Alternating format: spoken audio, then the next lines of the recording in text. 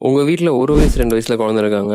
And அவங்க ஃபோன காமிச்சா மட்டும் தான் சாப்பிடுறாங்க அப்படின்னா, அப்படிலாம் ஒண்ணும் அவங்க சாப்பிட தேவையில்ல. ரீசென்ட்டா வந்து ஒரு கிளையண்ட் அவங்க வந்து ஒரு குழந்தைய கூட்டிட்டு வந்தாங்க. அந்த குழந்தைக்கு வந்து பார்த்தீங்க அப்படின்னா, ஒரு 2 1/2 வயசு இருக்கும். அந்த குழந்தைக்கு 1 1/2 வயசு இருக்கிறப்போ வந்து அவங்க ஒரு அரவுண்ட் ஒரு 6 மாசமா வந்து ஃபோன காமிச்சு வந்து சாப்பாடு ஊட்டியிருக்காங்க. அதே மாதிரி அவங்களோட ஃப்ரீ டைம்லுமே வந்து ஃபோனை வந்து அந்த குழந்தைக்கு வந்து குடுத்துட்ருக்காங்க.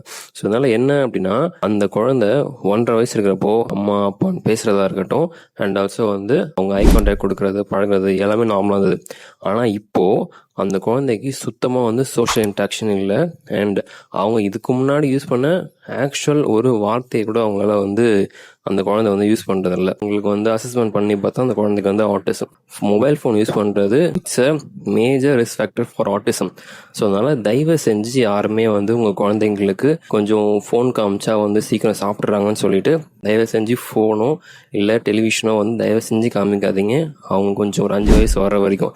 ஸோ அப்போதான் வந்து அவங்களோட பிரெயின் டெவலப்மெண்ட் அப்படின்றது வந்து ஒரு ஸ்டேஜுக்கு ஓரளவுக்கு வரும். ஸோ அதுக்கப்புறமா நீங்கள் இது பண்ணுறது வந்து அஃபெக்ட் ஆகாது. தயவு செஞ்சு குழந்தைங்களுக்கு ஃபோன் கொடுக்கவே கொடுக்காதீங்க.